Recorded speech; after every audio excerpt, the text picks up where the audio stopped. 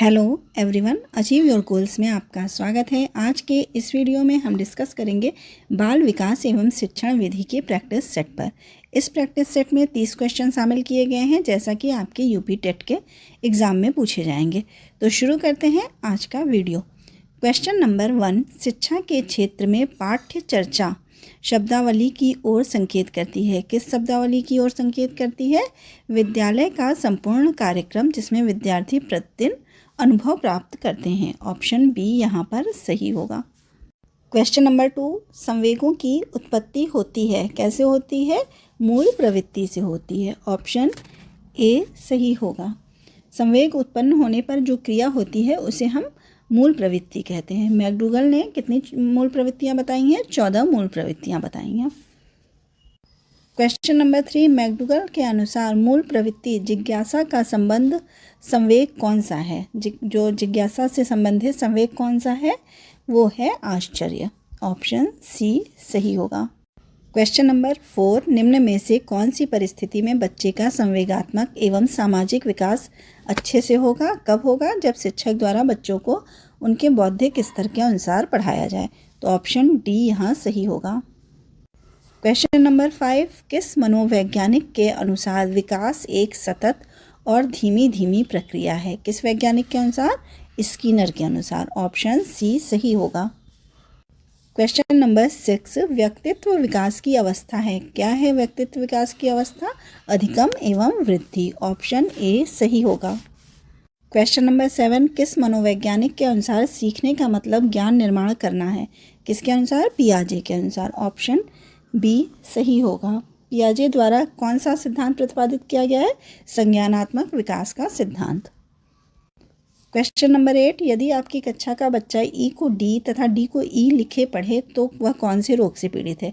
वह बच्चा पीड़ित है डिसलेक्सिया से। ऑप्शन बी सही होगा। डिसलेक्सिया में क्या होता है कि बच्चे जो है वो पढ़ने लिखने में, समझने में, उनको पढ़ने और लिखने बोलने में कठिनाई होती है। क्वेश्चन नंबर 9, कक्षा कक्ष में शिक्षक व विद्यार्थियों के मध्य संप्रेषण होना चाहिए। कैसा होना चाहिए? उद्देश्य केंद्रित होना चाहिए। ऑप्शन डी सही होगा। क्वेश्चन नंबर 10, एक विद्यार्थी अपने समकक्ष व्यक्तियों के समूह के प्रति आक्रामक व्यवहार करता है और विद्यालय के मापदंडों को नहीं मानता। इस विद्यार्थी को सहायता की आवश्यकता है। किस प्रकार की? भावनात्मक क्षेत्र में। ऑप्शन ए सही होगा। क्वेश्चन नंबर 11, अधिगम का व्यवहारिक सिद्धांत निम्न है। क्या है अधिगम का व्यवहारिक सिद्धांत? उपरोक्त सभी है। संबद्ध प्रतिक्रिया का सिद्धांत, स्किनर का क्रिया प्रसूत अधिगम का सिद्धांत, प्रबलन का सिद्धांत, ये तीनों ही जो हैं वो अधिगम के व्यवहारिक सिद्धांत हैं। तो ऑप्शन डी यहाँ पर हमारा सही होगा। क्वेश्चन नंबर 12, सीखने की प्रोजेक्ट विधि किस अवस्था के लिए उपयोगी है? किस अवस्था के लिए उपयोगी है? बाल्यावस्था के लिए भी उपयोगी है, पूर्व बाल्यावस्था के लिए भी उपयोगी है और किशोरावस्था के लिए भी उपयोगी है। इसलिए हमारा आंसर क्या होगा? उपरोक्त सभी। Option D. क्वेश्चन नंबर 13, निम्न में से कौन सा सीखने का क्षेत्र है? सीखने का कौन सा क्षेत्र है? आनुभविक। ऑप्शन बी सही होगा। सीखने की जो प्रक्रिया होती है उसमें अनुभव एवं प्रशिक्षण द्वारा व्यवहार में अस्थायी और अस्थायी परिवर्तन दिखाई देता है। इसीलिए कहा गया है कि अनुभवों द्वारा हुए परिवर्तन को अधिगम कहते हैं। क्वेश्चन नंबर 14, आकस्मिक विकास सिद्धांत के प्रतिपादक हैं। कौन है आकस्मिक विकास सिद्धांत के प्रतिपादक? हॉल हैं। तो ऑप्शन ए सही होगा।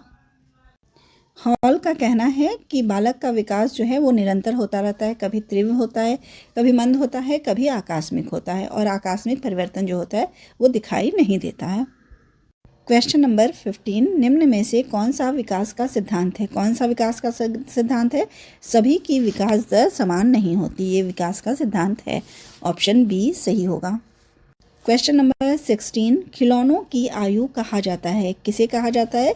पूर्व बाल्यावस्था को। ऑप्शन ए सही होगा। ये क्वेश्चन कई बार एग्जाम में पूछा जाता है।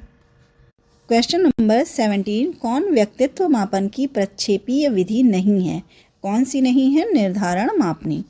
और जो साहचर्य तकनीक, अभिव्यक्ति तकनीक और पूर्ति तकनीक, ये क्या है? प्रक्षेपीय विधि है।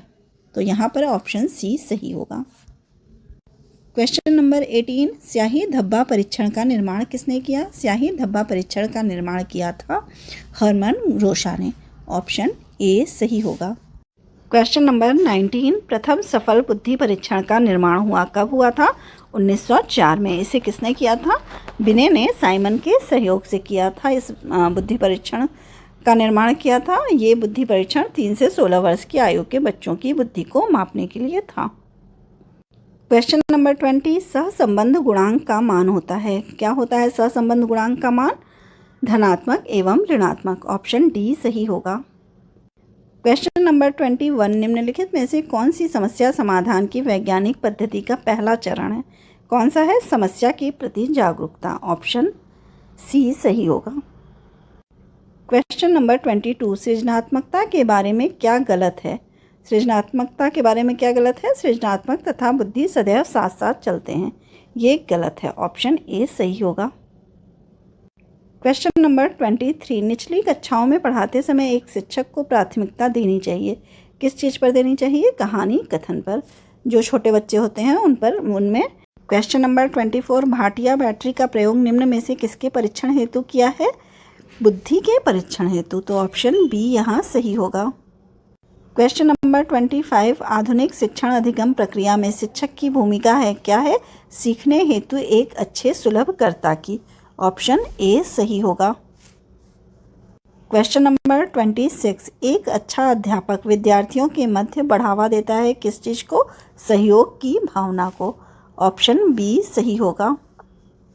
क्वेश्चन नंबर 27, वाइगोत्स्की ने बाल विकास के बारे में कहा कि क्या कहा है वाइगोत्स्की ने?